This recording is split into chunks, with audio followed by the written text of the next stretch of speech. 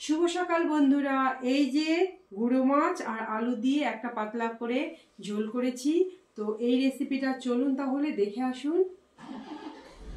এই যে মাছগুলোকে ভালো করে ধুয়ে নিয়ে আসছি, নিয়ে এসে বসিয়ে দিয়েছি ভাজাতে।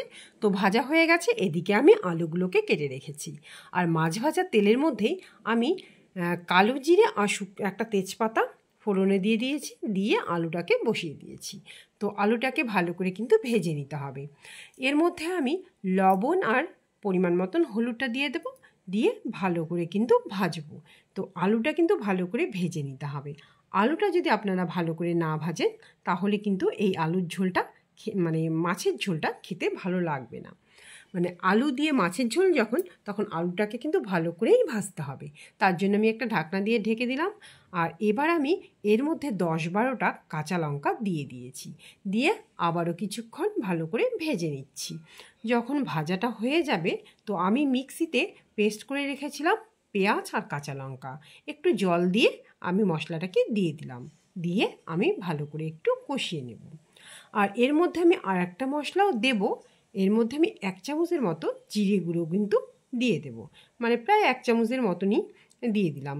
দিয়ে এবারও কিছুক্ষণ আমি মশলাটাকে কষিয়ে নেব। তো কষানো যখন হয়ে যাবে তখন কিন্তু আমি পরিমাণ মতন জলটা দিয়ে দেবো।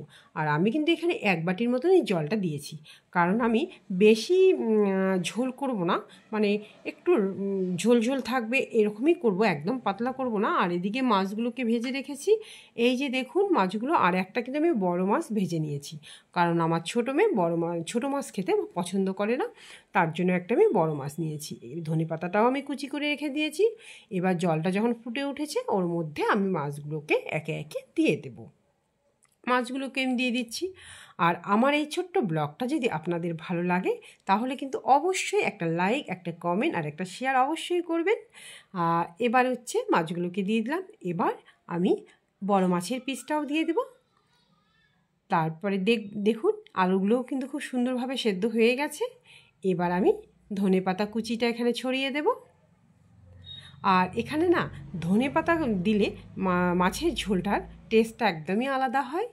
তো এখন তো ধনেপাতা পাওয়া যাচ্ছে, সেই জন্য আমরা দিতে পারছি, কিন্তু যখন পাওয়া যায় না তখন কিন্তু আমরা দিতে পারি না। তো এই যে আমার মাছের ঝোলটা হয়ে গেল। আর এই যে মাছের ঝোলটা রান্না করলাম শেষে। এর আগেও কিন্তু আমি অনেক কিছু রান্না করেছি, মানে ওরা যখন স্কুলে যায় তাড়াহুড়া করে আমি কিছু রান্না করেছি। এদিকে হচ্ছে ভাত করেছিলাম।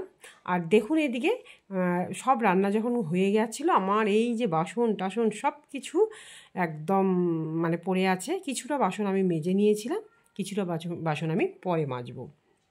তো এই যে সকালবেলা তাড়াহুড়ার মধ্যে কি রান্না করেছি দেখুন। এই যে ভাত রান্না করেছিলাম, এই যে, আর হচ্ছে আমি লাউ শাক রান্না করেছিলাম। লাউ শাক আর মাছের ঝোল দিয়েই খেয়ে গেছে ওরা। এই যে লাউ শাক করেছি, আর এখানে দেখুন একটা মাছের টুকরো। তো আমার ছোটো মেয়ে স্কুলে যাবে, তো তাড়াহুড়া করে মাছ খেতে পারছিল না, এমনি খেয়ে চলে গেছে। আর এই যে এই বড় মাছগুলোরই ঝোল করেছিলাম পাতলা করে। তো এই ছিল আমার দুপুরের রান্না। তো টাটা, বাই বাই।